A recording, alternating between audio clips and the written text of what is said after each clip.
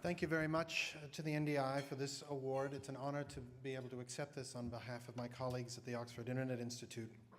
It's, of course, part of my job to acknowledge our supporters, the Open Society Foundation, the Ford Foundation, the National Science Foundation in this country, and the European Research Council have all supported our ability to do the social science that has demonstrated the degree to which this is a global problem that many countries face. Our research started in the summer of 2014. I was living in Budapest at the time, and this was the summer, you may remember, that the Malaysian Airlines flight was shot down over Ukraine. And I watched how my Hungarian friends got multiple ridiculous stories about what had gone on, ostensibly from Russian sources. They got the story that Americans had shot the plane down. They got the story that democracy advocates in Ukraine had shot the plane down because they thought Putin was on the plane.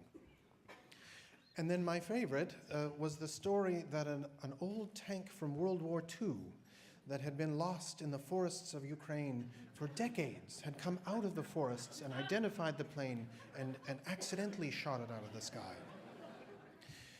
These multiple conflicting stories revealed to us that the real strategy here is about seeding confusion, not providing one narrative that your opponents can respond to, but making everybody believe different stories, preventing them from talking to each other.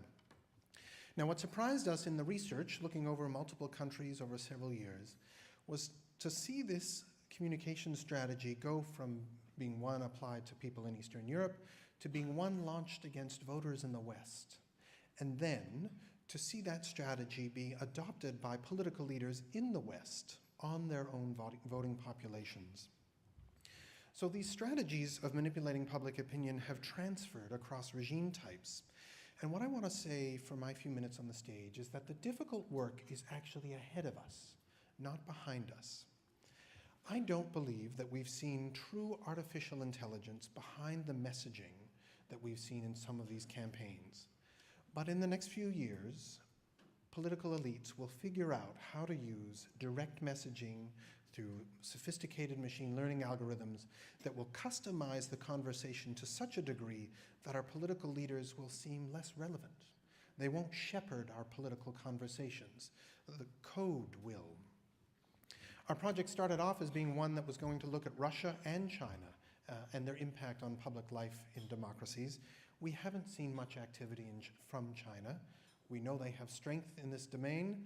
Sometime in the next few years, we may begin to see how they apply these techniques to political life in other countries. And then I'm getting concerned about the sincere prospects of government over-regulation. It is very likely that regardless of what you do in the United States in the next year or two, it is very likely that the European Union will regulate in this domain in the next 18 months or 2 years. And it's also possible that the regulations that the EU comes up with will have an impact on political speech in this country. So China, true artificial intelligence, the serious problem of over-regulation. The final challenge, I think, is a very deep threat to science, and I see this as a challenge, a threat against the Enlightenment. We've seen multiple campaigns now, we believe with Russian origin, to get people to disbelieve, lose trust in some of the things that we know there's been consensus on for multiple years. Humans have induced climate change. Smoking causes cancer. If your doctors tell you to inoculate your kids, you should inoculate your kids. But we've started to see very concerted efforts on behalf of the Russian government to introduce doubt into public life on issues in which science has found consensus for decades.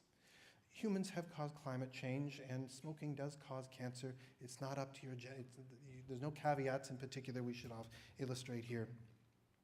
But the project has become trying to get electorates to be less interested in evidence, trying to get those electorates to choose politicians who don't necessarily believe in evidence or who like to generate their own fake news.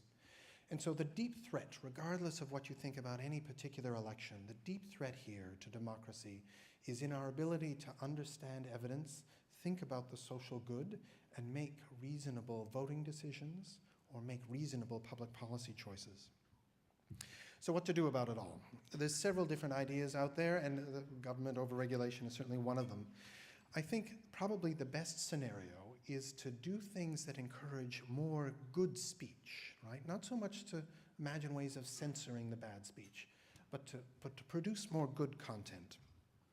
Effectively, this might mean asking the social media platforms to produce more public service ads, to do the things that promote content from the trusted news organizations many of us could list on the back of our napkins. There's also quite a serious proposal to introduce data donations. So to have us as citizens begin to express ourselves by giving our data to the charities, the researchers, the civil society groups that can actually make some political change with data. Embedding data donation into social media platforms and what they provide us may be a way to improve our impact and the transparency in public life. At Oxford University, we're taking on a serious program of engagement at the European Union to try to make sure that the regulations that come out of the EU are reasonable and not overbearing. And there is likely to be a small role for tool building. So if AI can be used to manipulate public opinion, can it also be put into our service to help us identify junk news and shift it away from the top of our trending lists and our news feeds? Thank you very much for this award, NDI. It's very important that we all hold the line because the deep challenges, the deep threats are actually ahead of us. Thank you very much.